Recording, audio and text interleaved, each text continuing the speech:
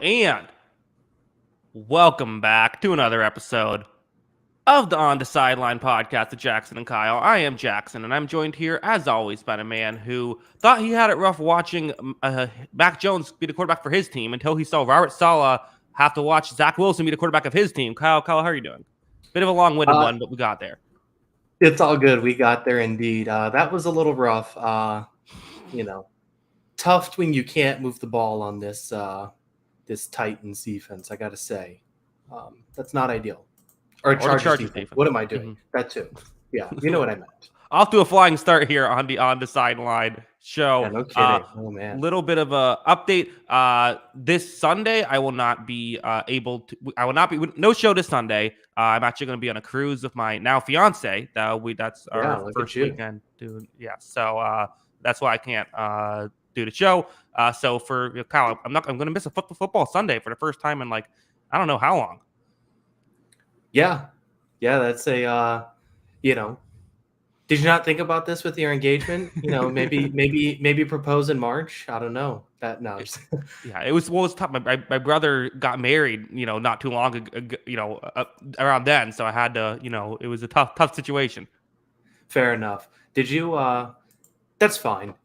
It's all right. You made the right call. Congrats, my guy. Yeah, thanks. Sometimes the things we do for love, Kyle. I know, right? Mm-hmm. You know what we don't love? The New York Jets offense. How's that for a transition? Well done. Yeah, this was tough. I have to say, yes, about the Monday night game. A lot of people were talking about the Zach Wilson. Zach Wilson's the issue. I'm not saying Zach Wilson was good in this game. Zach Wilson's obviously not the guy, but we know that. There was a lot of issues here.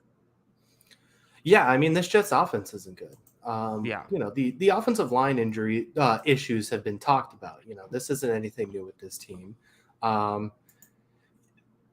You can't construct an Aaron Rodgers offense and not have Aaron Rodgers. That just doesn't work, and you look at this team, Dalvin Cook doesn't get the ball and doesn't look good when he touches the ball. Have Breece Hall, who, has a big play every now and then. He's pretty good, but outside of that, it's a whole lot of uninspired names and a list of people. So, yeah, I mean, I think it's, you look through this list and it's Garrett Wilson, and then there's not much else really to build upon with this offense. And, I don't blame Zach Wilson for all of it. And, he's not good. So that also adds to it too. So I do think it's a big problem from top to bottom, I think. Yeah, we have a super sticker from Romeo. We appreciate that. Yeah, I mean, it's tough. Justin Herbert had less than 5 yards per attempt and was clearly the better quarterback in this one. I mean, this was just because it was tough, but it's just man, I mean, guys weren't getting open in this one. They were dropping passes when Zach Wilson was getting it out there. The line couldn't block at all. You talk about Dalvin Cook. I mean, we all knew that wasn't going to work out, right? I don't know why people pretended Dalvin Cook was going to be good this year. But Breece Hall hasn't been great this season, I feel. He hasn't been maybe what we were hoping for of him being that elite half. I guess he has 5.2 yards per carry. He's had his moments. He's had the big plays, but it hasn't been consistent, and that's probably the line's fault more so than his fault. But it's just nothing's working offensively for the Jets. Right, and a lot of that probably also has to do with coming back from an ACL injury. There's parts to this. It's not fair to blame him. I take that back. He's been fine. It's been the running game in general hasn't been what you were hoping. Well, yeah, I mean, you can only say the running game is so much of an issue. They threw the ball 49 times in this game, and Zach Wilson got sacked 8 times. Zach Wilson had more dropbacks than the Chargers had plays in this game, and they scored 6 points. Not great. Yeah, that is not great at all. That is, or excuse me, he had more he had 57 dropbacks to 56 plays for the Chargers. I mean, that's just insanity. So, and there, like you said, there was also drop passes. There was a drop pass late in the game that would have been a touchdown. Maybe it was garbage time, but when you're a bad offense, you kind of want those rhythms. And yeah, I don't think this is nearly all on Zach Wilson, but yeah, I mean, you're doing what you can with a backup quarterback, and it's just not a very good team around it. Yeah. Also doesn't help when you lose 3 fumbles. Yeah, that also doesn't help. Here's my question. How much better would this offense be with Aaron Rodgers? Well, that's kind of my point. Obviously better, obviously a lot better, Yes, because like, that's a big advantage. But like, it's still, I don't know. It's the Packers' offense last year. probably. I mean, you could say that Garrett Wilson would add a little bit more to it, but at the same time, like, is this a top? Pretty good Is last this year. a what's that? Christian Watson was pretty good last year. Yeah. I mean, would you say this would be a top 12 offense with Aaron Rodgers? I don't think so. I don't think so either. It's just Hmm. like what, 31st now? So that's a huge difference. Like, Yeah, I think it's they actually it's dropped to 32nd now. They dropped below the Giants at this point. look at them. Mhm. So yeah, I mean, it's probably like it may like slide into the top 20, but I don't think it's moving the needle that much for this team. Like, I just don't think it's a very well constructed offense. Yeah. Well, more to talk about with both. We didn't talk about the Chargers at all. Defense was able to shut down a. I thought the defense played all right in this game. Like I know it's Zach Wilson and all that, but hey, holding a team to 6 points is still not easy to do. Yeah, I mean, we've seen this team look a lot worse against bad offenses too. So, Right.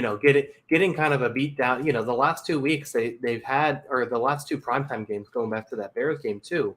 It's like, well, they're games they should win, but you know, these are games the Chargers are also beating up their opponents in, and that's kind of what you want to see when they play bad teams, because that's not really what we've seen from this team in general in the uh, basically entire history of the Chargers.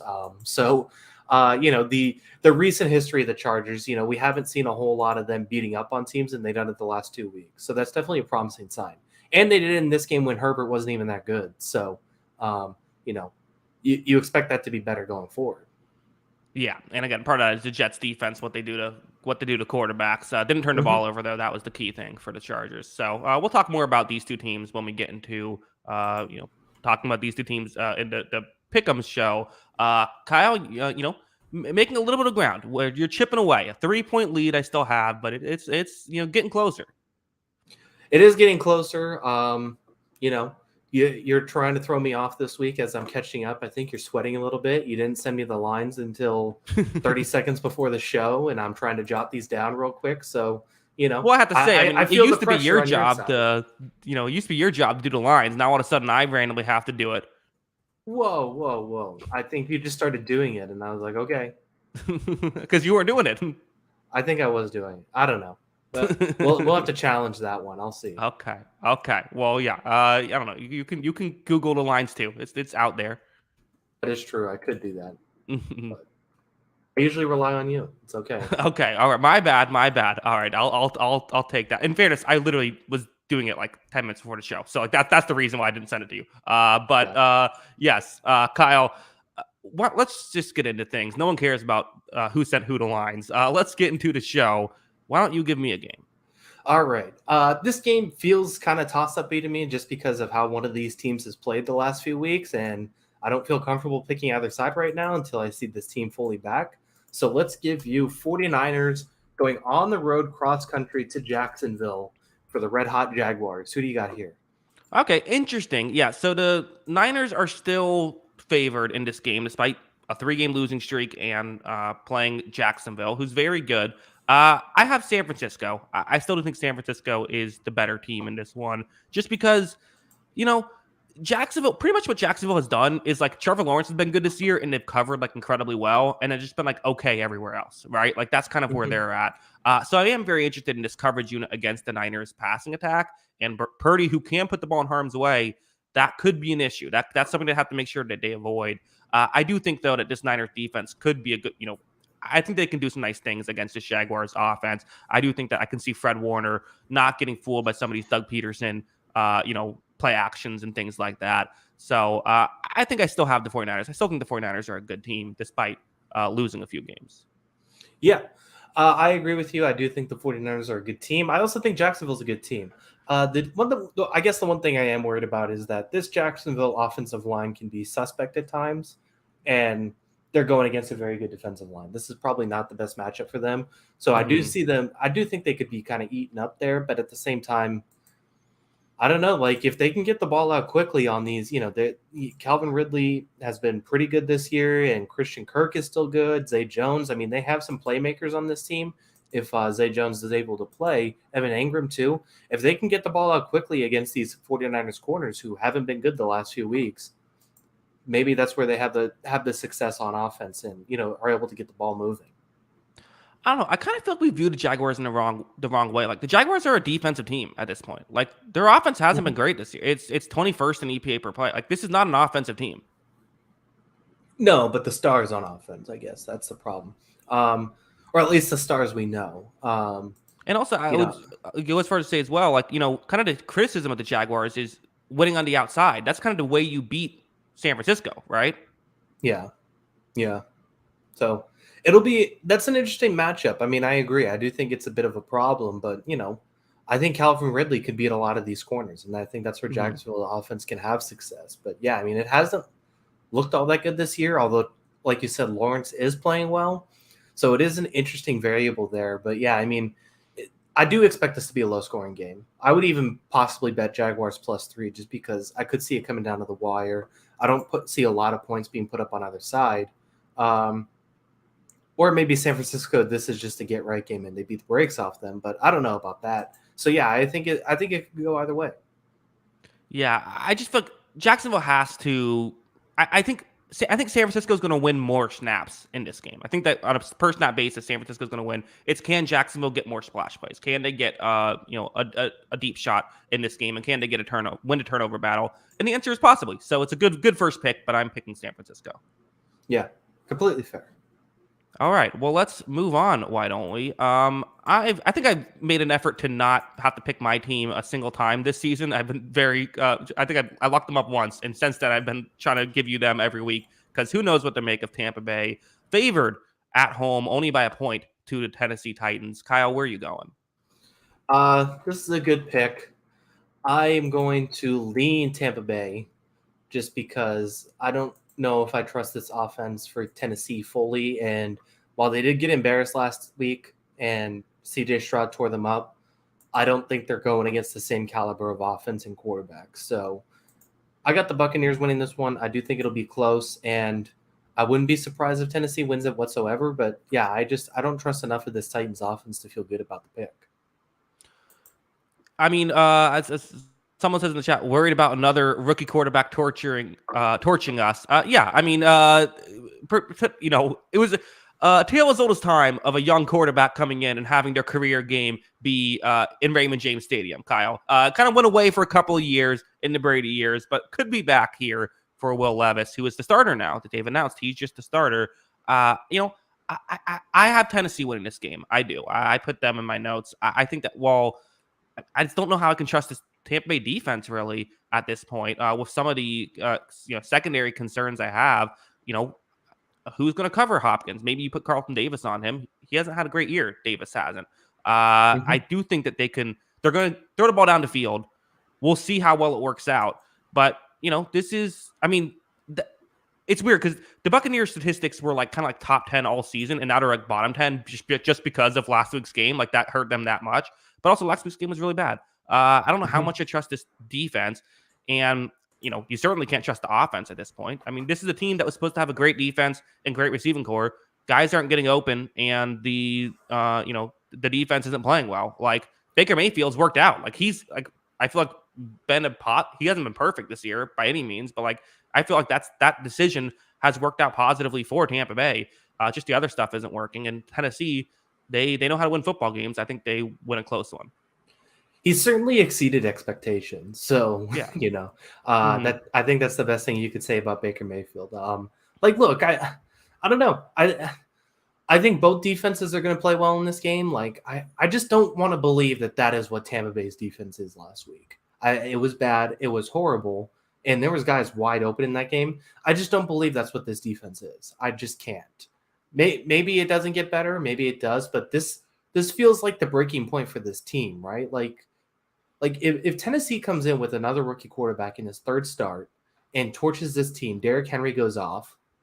I know you've been banging the drum, but what is Todd Bowles? What do you do with Todd Bowles after this? If he gets torched in this game, what's the point? I think they just don't like the fire guys midseason. I think it's one of those things. Yeah, I mean it very well could be, but I just I don't see why. I just don't see why do it.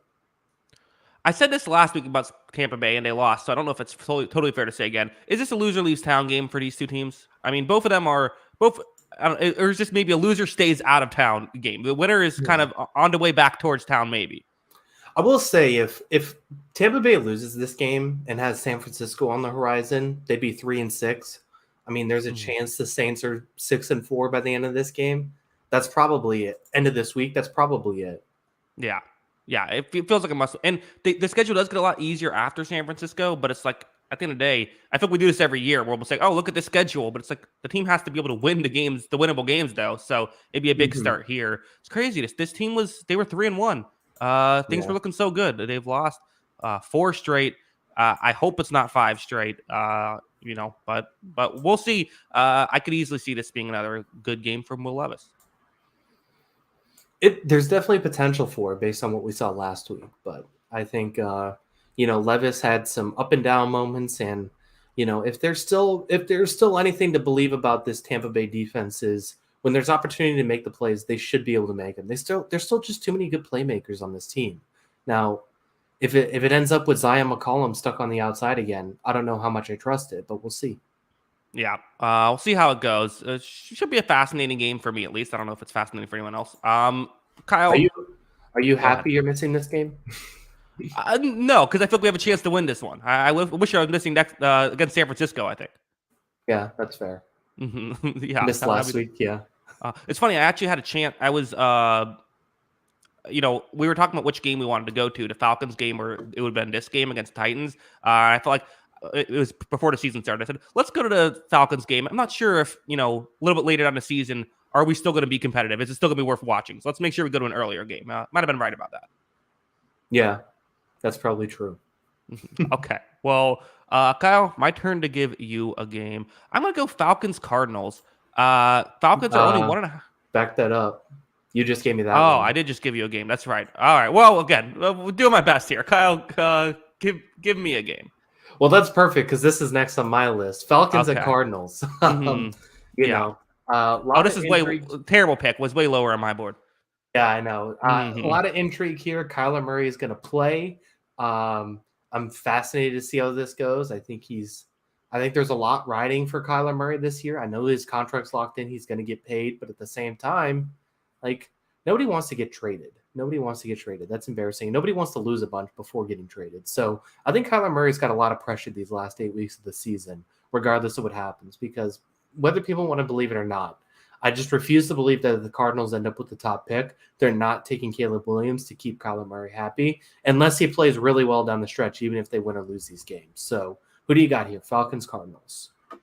I had the Falcons, but I do think that the reason why I was trying to give it to you is because I do think the Kyler Murray thing makes things interesting. I think that I don't know what's going to happen with him. I mean, we saw Deshaun Watson come back and look, terrible, and I get that it was a different scenario, right? Totally different scenario. But when he had a long stretch, he came back and didn't play well right away. Like there is some degree of football rust, and this Falcons defense has been good, I guess, unless you have Josh Dobbs, who can work miracles. Apparently, this is and I guess it hasn't looked good this past couple of weeks. I'll say that Falcons defense has taken a step back.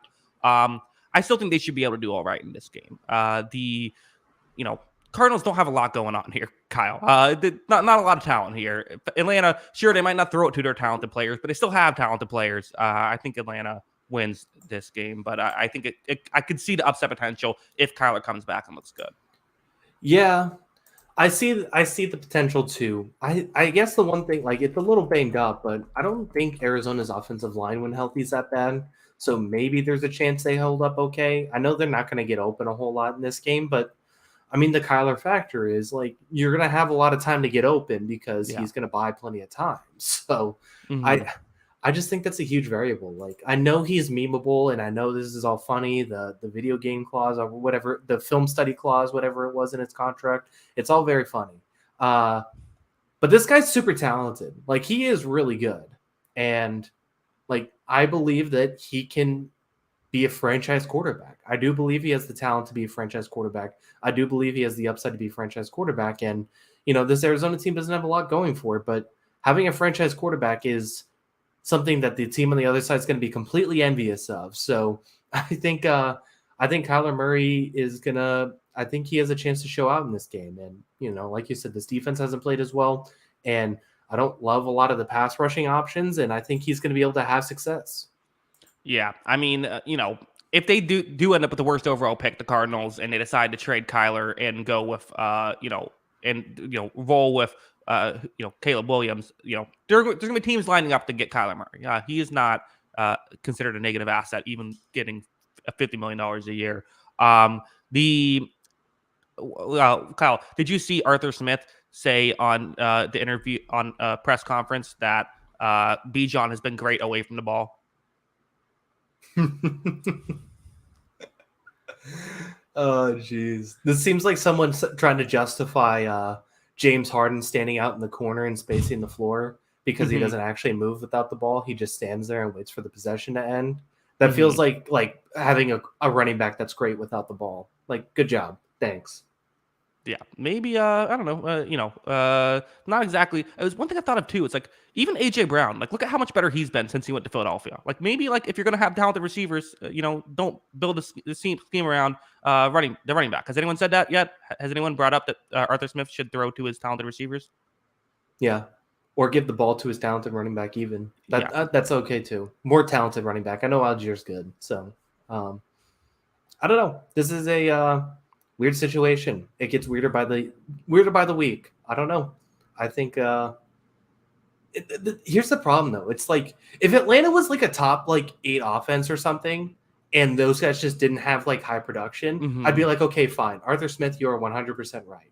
Right. They are taking the gravity of these guys running routes that are drawing attention is working, but this team isn't good offensively.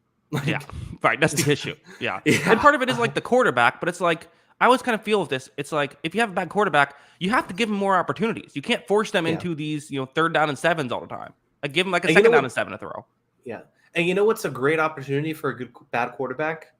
Throwing to really talented players. Yeah, that would help. We'll see what they do.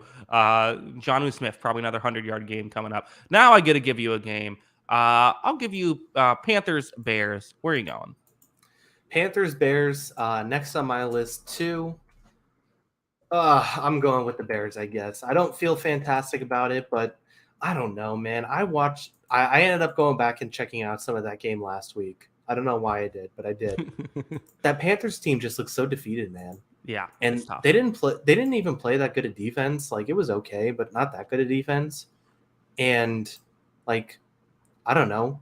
Can this team win if they're not even going to play good defense all the time? I don't know. It seems rough. So, although they did hold them to very little yards, but I just felt like that there was plays to be had that they didn't have them. So, I don't know. It just feels like this team's defeated. And if they're going to turn over the ball a bunch, I just don't feel good about them. So, give me the Bears. I just think the thing is I still think the Bears defense stinks. I don't think the Panthers defense is great, but I think it's at least competent. And I don't know if I'm buying into Tyson Bagent just yet. I mean, this has to just be for Carolina. It's not one of those. They beat Houston, so you got the win. But this is another one where it's you have to see something from Bryce Young in this game, right? Yeah, probably. I think he's had flashes. It sucks because I don't think there's anything good around him.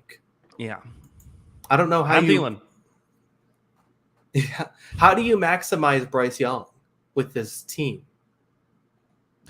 Trade for a receiver? Yeah. I mean, look, I think it's a team that I think trying to draft a franchise quarterback is 100% the right move, but at the same time, he does look like a sort of flawed quarterback right now to start, and he doesn't have talent around him. So he can't even fix his flaws because the talent isn't helping him. I just don't know if it's a winning formula. Kyle, Chandler Zavala, the guard for the Panthers, who's had 302 snaps. I think I brought him up before, but I'll do it again. Guess the pass blocking grade for him on the season. 12.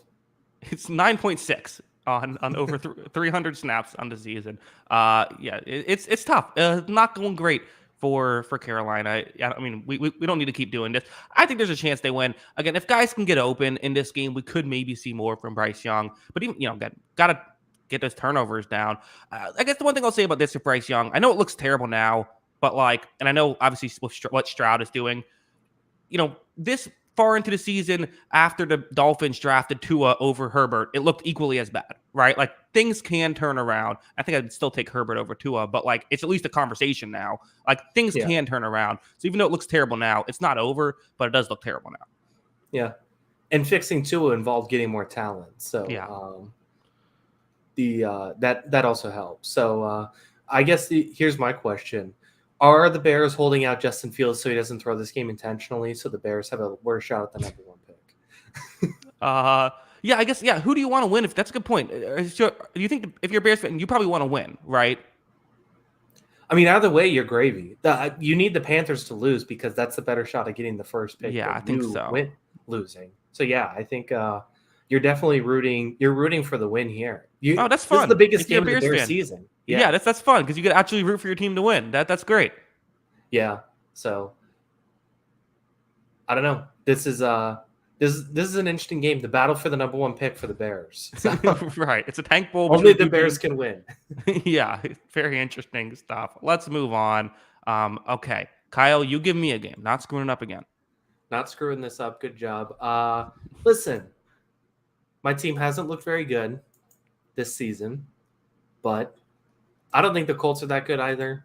And these Germany games get weird. Let's go Colts at Patriots. Yeah, very true. It's a game I could see going either way. I'm going to pick the Colts, but I mean, I don't know. It's one of those games where it feels like this would be a Belichick, scheme things up. The Colts don't have a good offense. Being able to shut that down. This game might end like 5-2. That'd be exciting. 2 safeties. Calling it now, Dietrich Wise safety. I mean, hey, Germany, they're used to watching soccer. They'd still find it high scoring. Yeah, exactly. Mm-hmm. So, I mean, I don't know. J.C. Jackson is, not playing in this game because he basically missed curfew and decided not to try anymore. The guy just basically took $100 million and decided he doesn't care. So, good for him. That's the life, isn't it? Yeah. I know, right? I mean, I would probably retire if I got $100 million, too. Yeah, sure. I'm not complaining. Yeah. But yeah, I mean, the Patriots are definitely going to work to stop the run in this game. And I largely think that could work because I do think their interior has been good. If Barmore's healthy, I think that can be good with him and Gottschall, Lawrence Guy, Dietrich Wise. That's a good front against defending the run. Not so much against defending the pass, rushing the pass, but that's good against defending the run. You look at that group, you look at Jawan Bentley, Jelani Tavai. They should be able to shut down the running game, I think, a little bit in this game. And then it just comes down to can they cover and get stops in this game? I mean, that's something that I think has been slowly been struggling for this Patriots team since they lost a few guys in that secondary. And it's going to come down to, can Jack Jones step up and kind of regain his form from last season a little bit? Can Jonathan Jones, if he's healthy? Miles Bryant, I'm not too optimistic. So, can they cover the Michael Pittmans and Alec Pierces of the world? I mean, that's going to be the biggest question in this game. Yeah, Kyle. So there's 4 isolated games this week. 4 games that are on by themselves. This one, the Thursday game, the Sunday game, and the Monday game. Panthers, Bears, Colts, Patriots, Jets, Raiders, and Broncos, Bills. What are we doing here? How did this happen? If this was a Thursday slate, if that was a Thursday slate, if that was an afternoon slate, we'd be like, oh man, tough afternoon slate. Those are our primetime games. Hey, the Broncos are playing good football. Don't sleep on it. I guess so. I guess they're not that far apart from Buffalo record-wise, but I mean, I don't know. It's at least there's intrigue in that one, I suppose. I don't know. Maybe I feel a little better about going to be on a boat somewhere and not having to watch the Colts Patriots in the morning. Yeah, they did not do this very well. I agree. No. Do you think Bill Belichick is left in Germany if this is bad? No, they're not. They're never. They're not. They would not. I don't care if they lose 100-0. They're not firing Bill Belichick. 100-0. I think they'd fire him. Maybe. I mean, you would know better than I would. You pay. I think no matter how bad it gets, I think they're going to let him stay to the end of the year and then mutually part ways. That's what I think happens. Yeah, I think I agree too. But you're hopeful. I don't know. He's just gonna be sitting there like with the schnitzel all sad or something like that. I don't know. That's funny imagery to me, but Imagine him dressed up like as like the stereotypical like German, like with like in the the lederhosen and all that. yeah, Yeah, exactly. A bratwurst and a beer. Yeah, perfect. yeah. So that'd be good. I don't want that to happen, but I don't know. This isn't going well. Yeah, not going Breaking well. news. Breaking news. Kyle, give me a game. All right, what's next on my list here? No, don't give me a game. Oh, you fell for it. I tricked you. Oh, jeez. I give you a game. Man, what is wrong with me today? I'm all over the place. Giving you a game. Packers, Steelers. Where are you going? Packers, Steelers. I know the Packers played better last week. Still not convinced. I think Jordan Love did play better too. I think the Steelers are going to force a lot of mistakes out of Jordan Love though. And so, yeah, Steelers win. Steelers win off that. It's weird because, like, I really feel like kind of the main thing that's better than these two teams is the record, right? Like, I feel like I think they're two good coaches. Like, both teams do have an elite pass rusher. Rashawn Gary's been great this year. Like, both teams have underwhelming young quarterbacks with not a ton of receiving talent. Like, not. It's just like the Steelers, I feel like have found a way to make it work, and the Packers haven't. Yeah, here's my question. I think we've been beating around the bush about this. Like the Steelers, like every year there's a fraud, right? Every season there is a fraud. We were very critical of the Giants and Vikings last year. Said this isn't real. The Vikings obviously lost to the Giants in the first round. The Giants got beat the brakes off by Eagles, and then it's kind of worked out in our favor this season. Is this Steelers team fraud and we're just afraid to say it because it's Mike Tomlin? I think it's one of the things where it's like we all just know that like they're not as good as like what their record says. Like I don't think it's even like they've surpassed. It's almost like shooting the moon, where it's like it's almost like you're like so obviously frauds that it's like you're on the other side of it now. It's like no, it's the Steelers. It's what they do. Yeah, that might be it. I don't know. Like if you just power rank the AFC North, all those teams are within a game of you have each other. 3 teams are 5-3. Is there any scenario where you don't put the Steelers last? Like I just don't see it. I also think the Browns are frauds, but I agree. I think they're still better than the Steelers. Yeah. But at least they have like a plus 42 point differential. Like you can at least argue it, and you can argue that they're probably they might be the second best defense in football, at least statistically this year. So like you can at least argue that stuff. Like the Steelers just capitalize on just like humongous plays swinging in their favor. And maybe that's just how they're going to win this year. It's wouldn't be the first time or the second time or the third time they do it, Kyle. Every year they do this. I mean, this is just what they do every year. It's like that. That's why it's like they're different. It's like you can't call them frauds if they always do it every year. They're not going to do anything this year. They're going to be probably 1 and done in the playoffs if they get there. But like, they're 9-8. It's happening. Yeah, that's probably true. Yeah, I think I agree. Yeah. All right. I don't know. Hopefully Jordan Love doesn't screw it up against TJ Watt. He's going to. That's going to happen. You're right. Steelers are going to win. Yeah, that's just kind of the Steelers are definitely tailor-made to win this game. I agree. All right. Well, let's move on. All right, Kyle, give me a game. I feel like this is your line. This is the disrespectful line of the week. Jets -1 at the Las Vegas Raiders. Who you got? Yeah, well, I'm assuming you're on the same page with me. I'm going to lock up the Jets here. I think that I know the Jets. I get it. Their offense sucks, but I still think their defense is really good. With Aiden O'Connell, who's not battle tested at all, having to go in and play against this defense, that feels like a recipe for a disaster. I think he's going to make some mistakes, and if you lose a turnover battle against the Jets, it's going to be tough, and I think they're going to lose the turnover battle here. So I'll lock up the Jets to win and cover a point. Okay, that's not what I was expecting, but that's fine. Wow. I can see the logic to that. Obviously, if you're saying best unit of these 4, it's probably the Jets defense by a pretty significant margin. Mm-hmm. But I also think let me look at. I also think the Raiders' defense has played better at times throughout this season, and especially last week, I thought they looked fantastic, and they suffocated a bad Giants offense. Like, I think they can do the same to this Jets offense in a significant way. So yeah, I think the Raiders at home should be favored in this game, and like I think they've looked like the better team this season by a significant margin at times. Wow.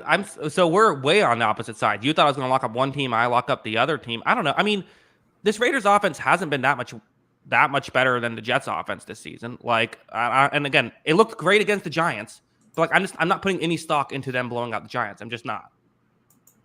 Yeah, I mean, maybe I think like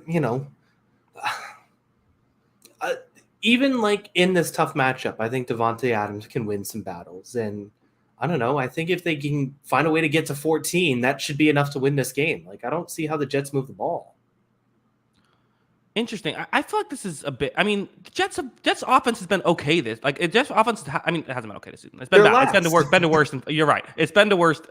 In football. But like, it's not like it's like consistently every single game. Like, I mean, well, here's what I'll say. I think Aiden O'Connell is going to turn the ball over. That's kind of why I feel confident about this. I think that I'm banking on turnovers, which isn't always the best plan to bank on. A team winning the turnover battle. But I do think that in this scenario, he's going to take some chances, and it's probably not going to go well every single time. And I do think that you're going to get some short fields for the Jets to make things happen. Jets have a better record than the Raiders this year. Yeah, they do. So Max Crosby had 3 sacks, 3 tackles for loss, and 3 quarterback hits last week.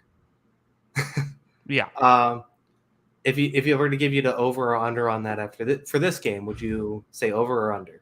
Well, I think I have to go under in that scenario, but it could be a big Max Crosby day. Also, the great Overlap 618. Good evening. This is Overlap. I'm putting all your future donation money I have allocated on the Raiders, financial ruin for Overlap, or double donations for the show. That is all. This was Overlap. Okay, so Overlap is with you, Kyle. Yeah, I don't know, man. I don't know how you watched that Jets offense last week and said that's who you're picking. I just don't. I think it's I can't trust this group. I know the defense is really good, and maybe it is a turnover thing that swings it, but I mean, do you believe Aiden O'Connell is more likely to turn the ball over in this game than Zach Wilson? Or is that just because he's going against the Jets defense? It's entirely because he's going, but the Jets defense are playing like they're a part of the team. Yeah, I agree. I don't know. Like, O'Connell looked all right last week. I mean, maybe it's a fluky thing, but it's a I do think I might trust him more than Zach Wilson in this game. I don't know. But is that because of what Zach? I don't know. I don't think Zach. I don't trust him more than Zach Wilson. I just don't. To me, they're on. I view the exact same about them, which I'm not expecting great things from them. Yeah. So you weren't impressed at all by last week's performance? I was impressed. But he's playing his second start against a really good defense. Yeah, I get it. I don't know. This is going to be a weird game. Something weird is going to happen in this game, I think. Like, this game just like this game just strikes weirdness. Like, look at these two teams. Yeah, no, it's bizarre, and yet winner of this is going to be still fighting for a playoff spot. Raiders would be 5-5, Jets would be 5-4. Yeah. Inexplicably, these two teams still have a playoff shot. My stupid team doesn't. So, yeah. Well, maybe you should be as good. Have a quarterback as good as Zach Wilson. That's harsh. We beat Zach Wilson again. Well, yeah. You seem to do that a lot. Let's move on. Interesting discussion there. I'm going to give you a game. I'll give you Lions Chargers. I like this pick. I am going to take the Lions. Just feel good about this offense. I don't believe that the Chargers defense we saw last week is going to be the same this week. They are facing a significantly better offensive line, probably polar opposites as far as offensive lines go. And yeah, I think the Lions are almost better at every phase besides quarterback. So give me the Lions. Yeah, I don't disagree with that at all. I think the Lions probably are better at every single thing except quarterback, but quarterback's really important. So that's why I could see it going the other way. And I guess I'm interested in this Chargers team that's all of a sudden found themselves a little bit. I mean, they're 4-4 for a team that I feel like we wrote off. They didn't write back. They've come back in the past 2 weeks, like you said. Easy competition, Chicago and the Jets, but they didn't just win. They dominated. They're clearly at least above those teams. Yeah, I think they are. I think they are above those teams, but I think, I don't know. Like, It's so hard to tell what this AFC playoff picture is going to be. There's just so many teams still jumbled in there. Like, it's going to take one run from one of these teams to potentially make a playoff spot, and even that might not be enough because, the Browns, Bengals, and Steelers are currently occupying playoff spots, and at least two of those teams seem all right. So I don't know. It's so hard to judge what this is going to look like by the end of the season. There's still so many teams involved. Yeah, I mean it's tough. A lot of people making jokes about Herbert, Kyle. People are anti Herbert. Yeah, that didn't just start this week. No, I think it started this season though. I think people there was a little bit of it before the season, but it's gone. I think it's gone on to another level this season. And to be fair, he is not playing as well this year as he has in previous years. I would agree with that, but I don't necessarily put it all on him, so I don't know. I think people are insane, but that's fine. Yeah, I think so. Lions have been good. I think the Lions are a good team, and they probably will keep playing good. Yeah. Yeah, I mean, they're outside of the Ravens thing, which is, apparently the Ravens are just going to beat up on everybody. Like, they've been they've been really good. So yeah, I have no notes on the Lions so far this season. Yeah, interesting stuff. I guess the only thing I'm concerned about is could the Chargers defense maybe show something finally, and could Jared Goff make a mistake or two? But we'll see. Brandon Staley does know Jared Goff, right? I mean, he was the defensive coordinator for the Rams when Jared Goff played there. So interesting. Although, of course, Goff knows the Staley. So who will win that? Kyle, why don't you give me a game? All right. The New Orleans Saints taking on the Fighting Josh Dobbs. Who you got? Yeah, next on my list as well. Rematch of the conference championship in 2009. A weird rivalry. It's one of those rivalries that has stemmed from just like one playoff game. Yeah, I thought Falcons and Patriots have that a little bit. Like, Vikings hate the Saints, which is, I guess they played in the playoffs another time since then. But I'm picking the Saints to win. I kind of think the Saints are just like a solid team. Like, I think that like. I don't think they're going to get that much better than this, but I think like the receiving corps, it's maybe not what we thought it would be, but it's still like good. Like, Derek Carr isn't elite; he's like a fine quarterback, and then their coverage is good, and they're going to win football games that way. Josh Dobbs was a lot of fun last week. I just don't know if he's going to replicate that.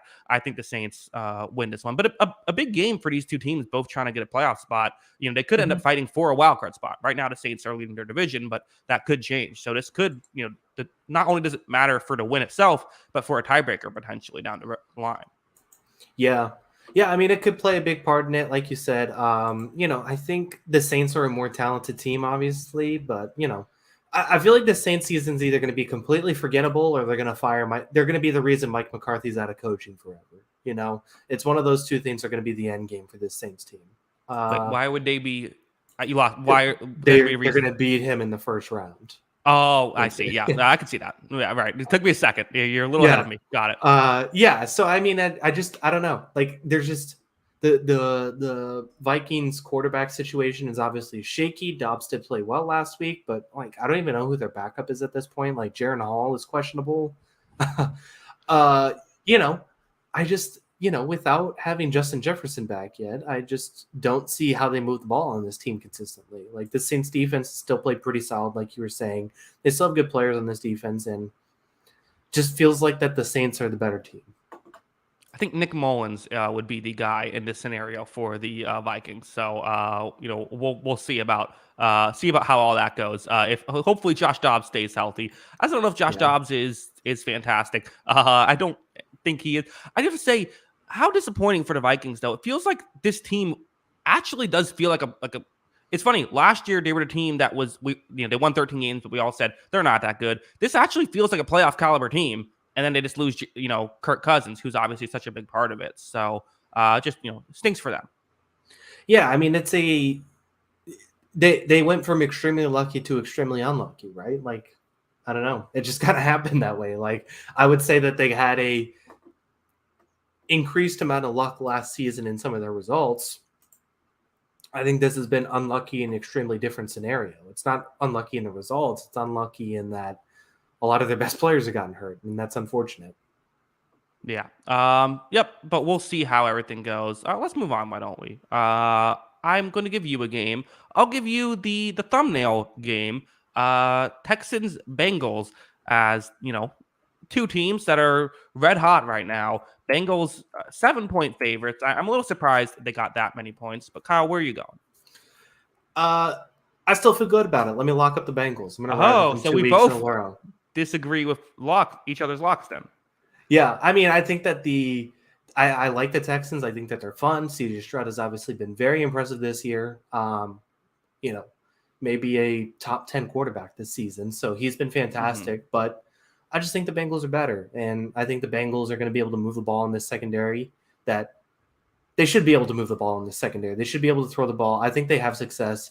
I don't think this Texans secondary is that bad. And D'Amico Ryans is doing a really good job coaching them. But I just think that the Bengals have better players on offense. And so I think the Bengals defense has been good this season. Even when they were struggling to get wins, this Bengals defense has played well. And that's continued to now where even the offense is playing well, the defense is still playing well. So I think they're just a better team. I think they can win this one by 2 scores.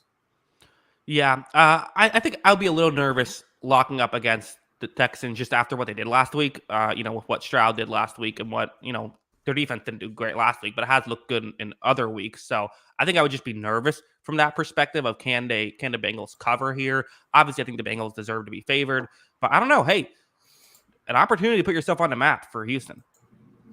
Yeah, I mean, this would be a crazy win. I mean, this would put them over the Bengals for the playoff spot. So, I mean, yeah, like that's significant. So, yeah, I mean, this is a big game for them. This is a big moment for their career. As who was it brought it up? Elijah said the Texans injury report looks like a Christmas lights right now. Yeah, there is a lot of red. Dameon Pierce, Nico Collins, Robert Woods, Andrew Beck, Laramie Tunsil, Titus Howard, George Fant, Will Anderson, Sheldon Rankins, Jonathan Grenard, Henry Tuatuo, Blake Cashman, Jimmy Ward, Steven Nelson, Kaimi Fairburn. Those are just the guys listed as starters right now, not even including the IR, that are listed as questionable. And they got about a dozen guys still on IR. It's tough. It's yeah, and that's a big part of how I think Tampa Bay's offense worked so well was some of the defensive injuries they had. But hey, you know who's not on that list is CJ Stroud. So as long as you got him, you can beat anybody.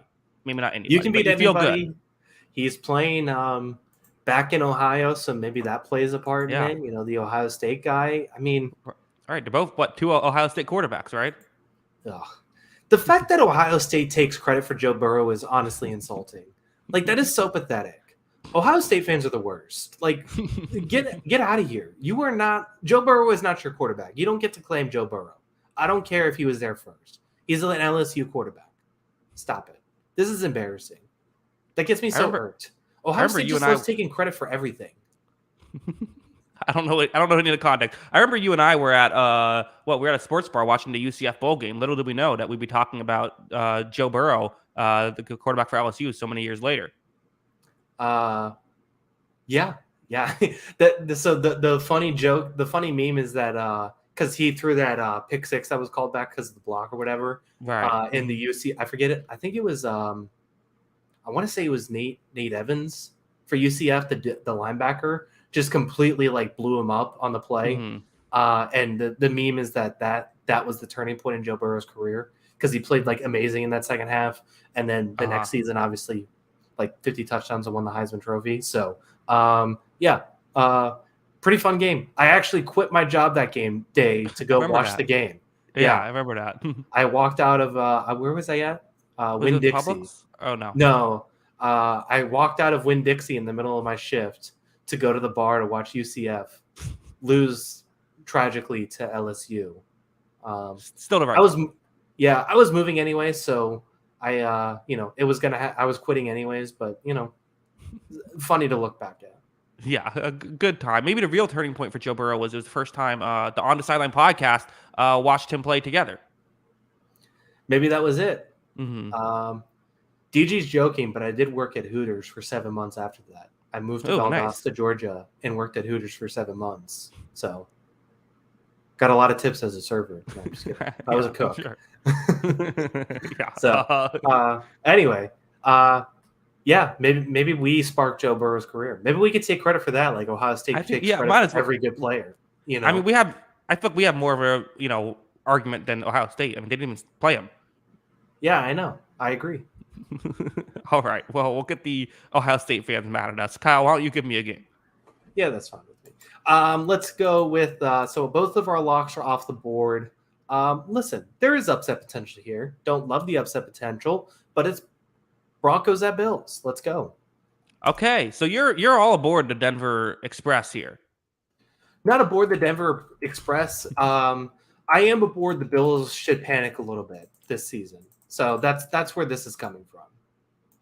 I think I've actually calmed down a bit. I was very low Buffalo. I think I've calmed down a bit. I think that yes, it's been a tough start to the year. I still think there's a lot of great stuff with Buffalo. I still think that their defense is good, even with the injuries. It's still playing well. I still think Josh Allen's amazing, and I still think Stephon Diggs is amazing, and Dalton Kincaid's played really well. Like I still think there's things to like about this team. I agree. The concern is, can they win a Super Bowl? I don't know. But like, I don't think that I'm concerned enough that I think they're going to lose to Denver. If they lose to Denver, I don't know, blow it up. It's over. Yeah. I say that, and now Josh Allen's going to have like 375 yards and 4 touchdowns, something like that. Yeah. That'll probably happen this week. Like, look, I think Buffalo's the better team. I don't think I'm convinced that this team is going to be a contender this year, or I mean, maybe in the near future. Honestly, I don't believe it to be a contender. But yeah, I mean, they are the better team, so they should win this game at home too. But you know, Denver's defense has played better. Like the offense is still kind of weird, but the defense has played better since that 70-point game and since the first half of that Chicago game. They are getting better each week. Maybe, they've given Mahomes trouble, I think, 2 weeks now this season. So maybe they could just as easily give Josh Allen trouble.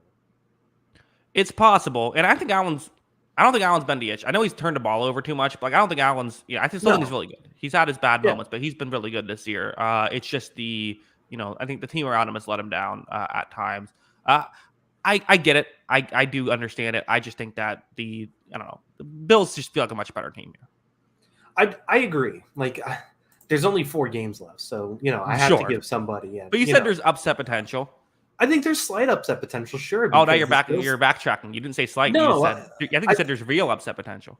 I just said there is upset potential because this. I mean, look at this Bills. You said there will be an upset in this game. Denver will win. Who is garbage? Like they lost to the crappy Patriots, and I still they gave every opportunity for the Giants and Bucs to win those games. Their last 5 weeks, they lost to the Jaguars, tried to lose to the Giants and didn't because they didn't call holding in the end zone, lost to the Patriots, gave the Buccaneers every opportunity to win that game down the stretch. And I know it was a 6-point game. I'm still not convinced they played the Bengals that closely. So, yeah, I mean, this team has looked bad for 5 weeks. I think they can absolutely lose this game.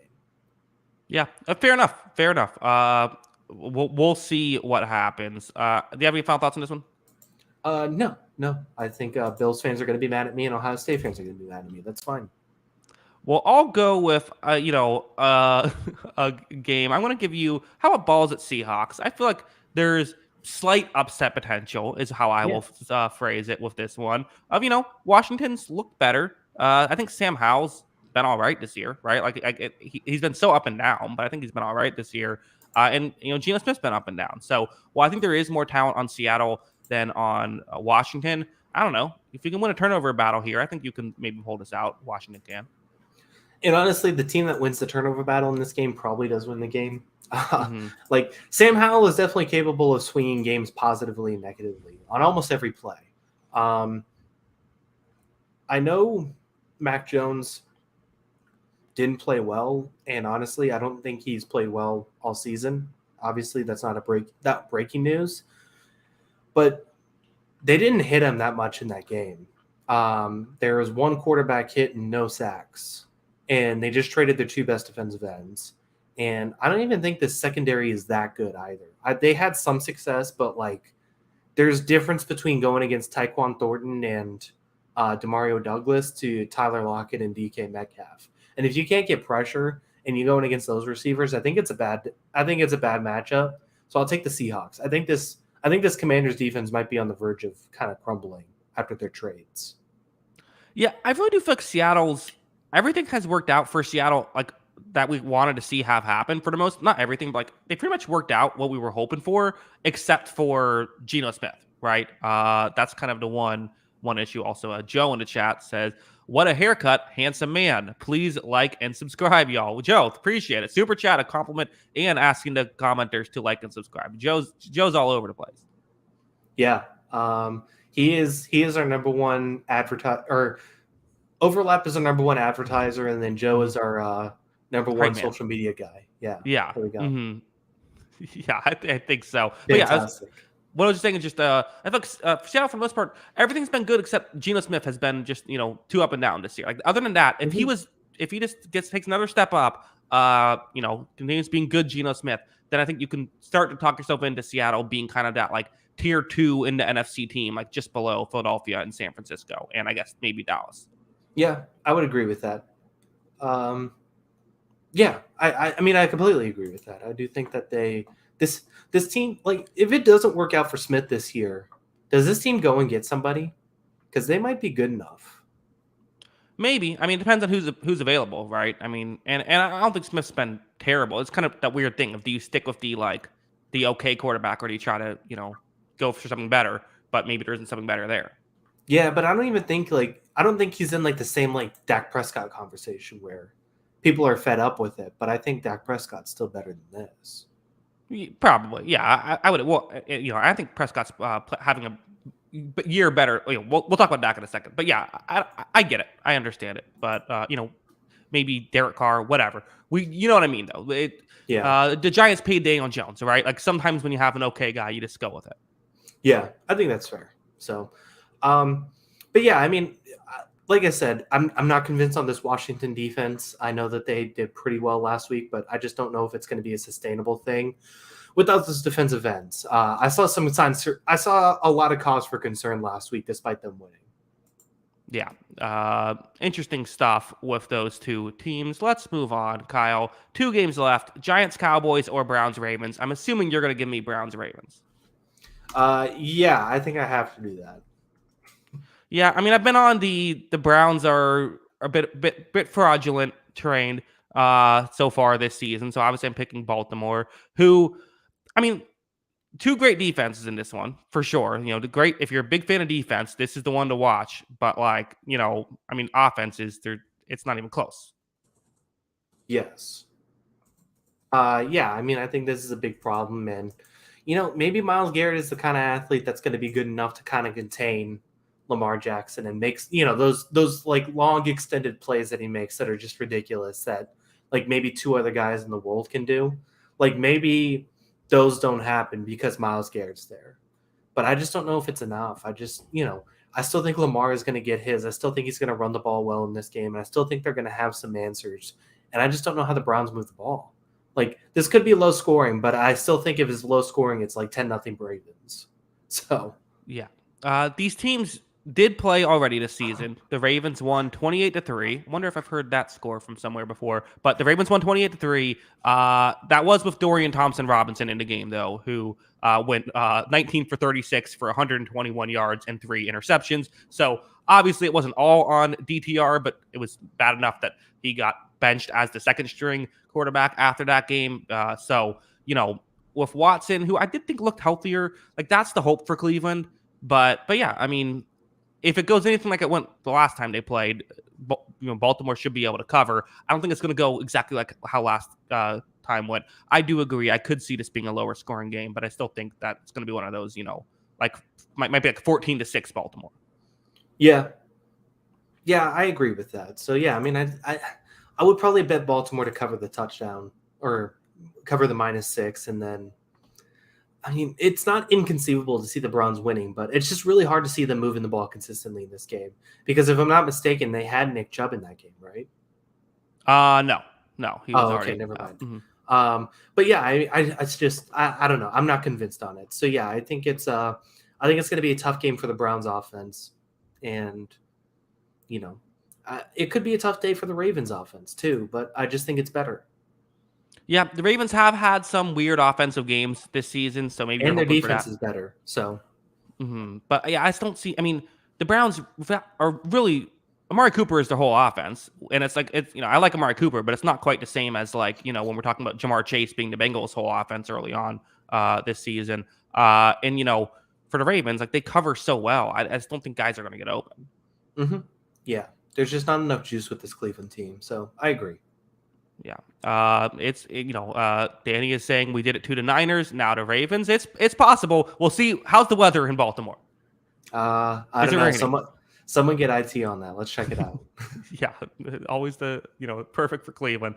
But one game left. The Giants might be hoping there's a hurricane going on during this one or something. As they're Indoors. going to, yeah, exactly. They're going to be playing I mostly meant so they wouldn't have to play the game.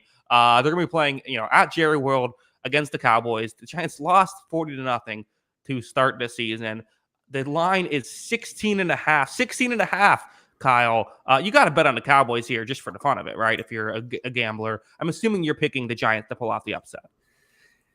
Close, but I think I'm going to go Cowboys. Okay. The 40-0 game was embarrassing, but Mm-hmm. you know what? I'm betting Giants plus 16.5. This is disrespectful.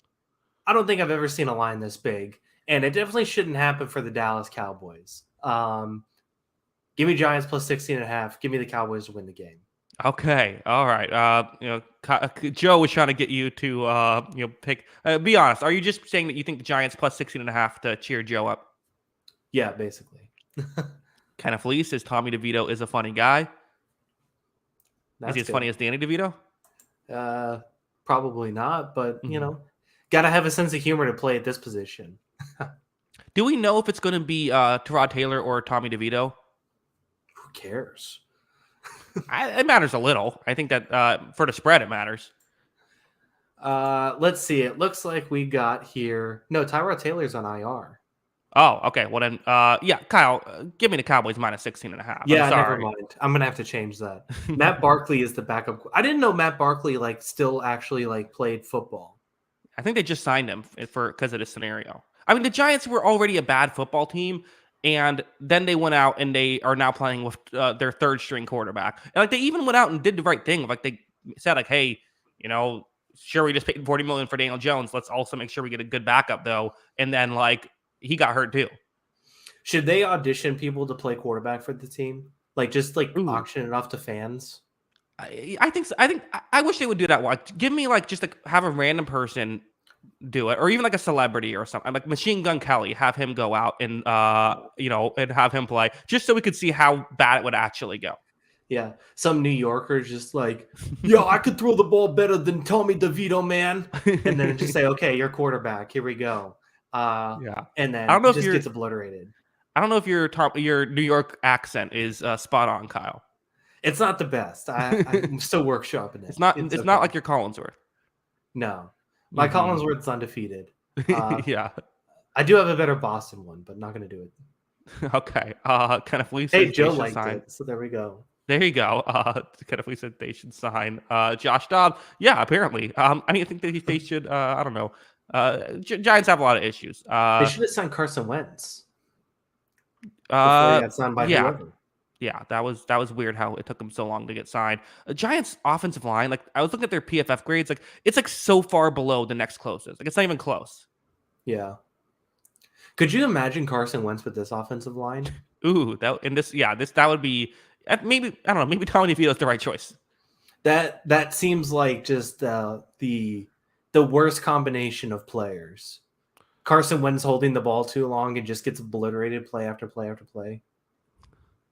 Yeah, it's difficult. Giants somehow the worst both run blocking and pass blocking unit offensively. Yeah, that's tough. Yeah, this is bad. Oh my gosh! If this game's 50-0, what do we do? What do we do with this team? Are we really going to let them have Caleb Williams? Can we veto this? Is there veto powers for the draft? What if all 31 teams Tommy DeVito? Tommy DeVito. There you go. Is there a way to veto the Giants getting a good player and ruining him with this team? They've needed an offensive line and receivers for 10 years and they still haven't done it. Why are we trusting them with a good quarterback? I thought we do this every year, but it's oh, right, yeah, let's have it. Right, maybe Chicago would be Chicago would be better. Arizona would be better. When you're the first overall pick, both of those would be better right now. Well, right now, yes, I agree. But I mean, just in general, I feel you're going to a bad situation either way. Yeah, I think this would. I feel worried for the health of Matt Barkley and Tommy DeVito this week. Like, honestly, I didn't even know Matt Barkley was still like an active football player. I really didn't. Like, I'm I not thought kidding. he retired. Why don't you just go like full like triple option? Like, why don't you just like not have quarterback here? Go full Navy. Well, I mean, the option is a good like additive to where you have bad. If you have a bad offensive line, the option usually helps. Yeah, I think that might be the move. Yeah, you could just sign. There's option quarterbacks in the NFL right now. Just get one of them to do it. Yeah, what's Cam Newton doing? Well, there was the Patriots drafted a guy a few years ago. Maybe get him. I don't know. Yeah, there's things you can do. At least have fun with it. What's the most fun thing they could do? The triple option. Triple option, yeah. Triple option. That's what we need to see from them. Kyle, let them know where you can find us on Twitter before we head out. Yeah, make sure to follow us on Twitter at Jackson Kruger. Make sure to follow me at by Kyle Gronin. And make sure to follow the account page at On the Sideline JK. That is at On the Sideline JK. Yeah, Joe in the chat said this conversation is one seriously depressing sidebar. LOL. Sorry, Joe. Apologies about that. Yes, of course, if you like audio only podcast, anywhere you get your podcast, check out the On the Sideline podcast. Just search On the Sideline podcast; it'll be available there. It's should be it should be an interesting week. I'll be honest, maybe not the most interesting week. Not a lot of big game. I mean, is the most exciting game actually the Bengals Texans? Yeah, and that's why I put it as a thumbnail for a reason. I feel like that one's got to be up there. Some of these games will end up being interesting, but like heading into it, I think that's the one I'm most fascinated by. I guess like the most televised is probably going to be what? Steelers Packers. Those are two old teams. Yeah, probably. A lot of fans. You don't think Titans Bucks is gonna get up there? No. Lions Chargers may be exciting. I don't know. Yeah. We'll see. Tough week. Good week to go on a cruise, though. Yeah, I think I made the right call. All right. And a thank you to everybody for the congratulations and everything. Didn't have time to respond to everyone, but I appreciate all of you. Yeah, look at you, man. Doing well. Congrats. Yes. Enjoy Thank you. Yeah, we are. It's a good time. So yeah, Kyle. Any final thoughts? There's no other sports going on. I mean, there's basketball and hockey, but they just started. So I went to the Bruins game Monday night. Nice. How'd they do? They won 3-2. Team looks good. That's good. The Lightning keep blowing multiple goal leads to the Leafs, so that's annoying. The 2 times I've texted my dad saying the Bruins look awesome, they've blown the game to Detroit and Anaheim. Okay. But they would be undefeated if they didn't blow those 2 games. But I mean, they're just a buzzsaw right now.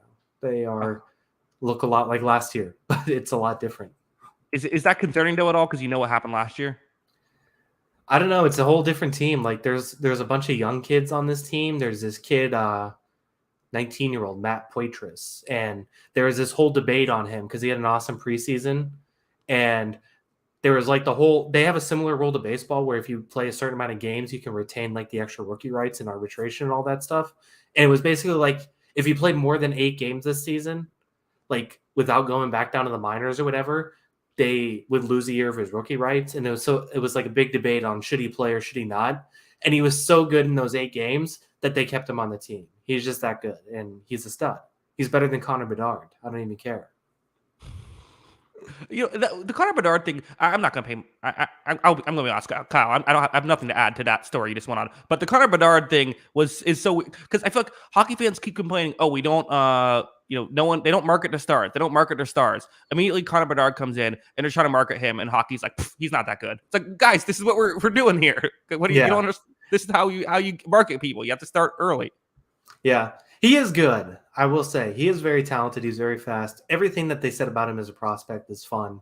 Matt Poitras is fun though too. So that's the only reason. I enjoy it. So, hey, Nikita Kucherov leading the league in points. He is leading the league in points. It's going to be interesting. Bruins got a really good team. There's talk of trading one of their goalies. I don't know. We'll see. Yeah, it's fun. Sharks are one of the worst teams to ever play sports, which is cool. I like one of my favorite memes to come out of this hockey season is they're just a kid holding a sign saying like my first Sharks game and the score being 8-0 to the other team on the bottom of the screen. That's good. Yeah. Yeah, that's true. I guess we do need to have a basketball conversation. Have Okay. you come to a reckoning with James Harden being the most annoying sports player probably ever? That's crazy how all these teams just keep getting it wrong and thinking that he's the problem when clearly he just needs a little bit of help. He would be like having like 4 or 5 championships by now if they could just get some help around him. Yeah, if only he had like the MVP of the league or something around him to help him Yeah, out. right. I mean, Uh, it's ridiculous. uh, just like the most annoying sports person. Like, just I can't. I'm just so fed up with him. It's so like I'm not even like that much of a hater. Sometimes I love basketball, but like Hmm. I just can't take it with him anymore. And I love James Harden in Houston, all that stuff, and Hmm. I just can't take every year. It's somebody else's fault but his. They fired Doc Rivers because he wasn't, or they parted ways or whatever it was with Doc Rivers because they didn't like each other, and yet it was everybody else's fault. I'm so fed up. Yeah, it's okay. I get it. Keep being a hater. When the Clippers win it all this year, you'll be the one. Clippers undefeated at home. They You lost don't the first game with James Harden by double digits. 3-0 at home. It's on the road. They're not a road team. They're a home team. Yeah, maybe that's what it is. Not even their own home arena. Who do they have now? They have like. Do they still have Kawhi? And don't they have like? Did they get Russell Westbrook? Yeah, Yeah, they they got got him Russell right. Westbrook at the And then end did of they still last have Paul season. George? Uh huh. What? I mean, that's like one of those like and like 2K teams you put together, like when you can't get like LeBron to come to your team. Yeah, I mean, like I don't know, Russ. I actually so the first week of the season they actually looked really good, and it was super small sample size. But the advanced data basically said that their starting five, which was like Kawhi, Paul George, Russ, I think it was Robert Covington and Vika Zubac, was like the best lineup in basketball the first week of the season, and it looked good. And like Russ was actually playing this like third role and accepting like touching the ball less and doing all this stuff. And then they go and trade for James Harden. I just don't know how it's going to look. Like I don't know. All these guys, I don't know how many of them are actually going to play consistently besides Russ because he's pretty durable and tries pretty hard. But like the other guys have had some injury history now. Paul George is literally injury history, and I don't know. I think it's I don't know how it's going to look. I don't think it's going to end well for them. That's my prediction. Kind of Fleece says, "Don't fall for it. The Clippers are a Ponzi scheme." So what exactly? I know we're going long, and who cares? But for the people interested, what exactly happened with James Harden? I haven't really been paying attention. I know he got traded, but like, did he do anything? Like, what's the? So going back to the season before, the off season before, he signed a contract that was basically a 1 year and player option. And the max contract at that time was like, I want to say it was like 43 million he could have signed. And he basically signed with Houston or re-signed with Philly after the trade for like $34 million a year or something like that. And he took a pay cut basically for Philadelphia to sign, I think it was PJ Tucker last year, and I want to say Daniel House was also one of the guys they signed with that extra money. It was something like that. They signed PJ Tucker and I think somebody else, basically because James Harden took like an $11 million pay cut. Okay, And the perceived notion of that was that James Harden was then going to opt out of his player option this summer and get a max contract. Um, James Harden didn't make the All-Star team, which he was very upset about. Um, he didn't make an All-NBA team. And he floundered in the playoffs again, especially in Game 7 against Boston. It was horrible. And he still thought that max contract a year later was waiting. And so he opted out of the contract, and Philly said, "We're not offering you a max." And he thought he had a max contract basically in Houston. Houston then hired Ime Udoka as the head coach, and they said, "We're going to go get Fred VanVleet instead of giving you max contract." And so he had no max contract sitting everywhere. And so he basically demanded a trade from the 76ers.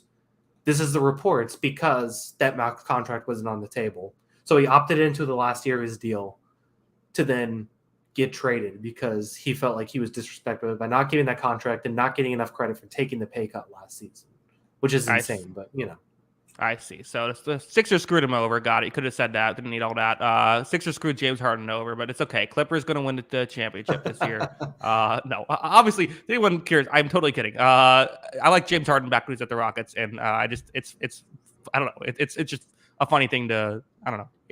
It's fun because there's going to be some week where he's going to score 40 points a game for like a week, and then I'll get to jokingly put things on Twitter, and people will take it seriously. Yeah, I don't know if he could still like consistently score 40 points a game over a week, but he is going to have like a with this team especially, he is going to have like a 28 point 17 assist night, and people are going to go crazy. Yeah, and but then it's going to change immediately like the next night or something like that. I agree. Yeah. All right. Well, that is our show. Again, to reiterate, no show on Sunday night. We're just going to skip it all together. We'll do kind of a longer show on Wednesday, though. Kyle, do you want to just keep the 5 o'clock p.m. time Eastern on Wednesdays? Yeah, that's fine with me. You can keep going this way. Engagement seems good. Everyone's joining the chat, so it seems good. Yes. And yes, Joe, I got engaged yesterday. Yeah, that's what's happening there. So Joe's a little bit late to the show. It's all good. Looking forward to that. Congrats again, my man. And let's get out of here. Enjoy your vacation. Yes, thank you again. Thanks to everybody. I do appreciate you listening or watching. And we will see you. And thank you, Joe. We will see you a week from today. And of course, as always, have a good one. Peace.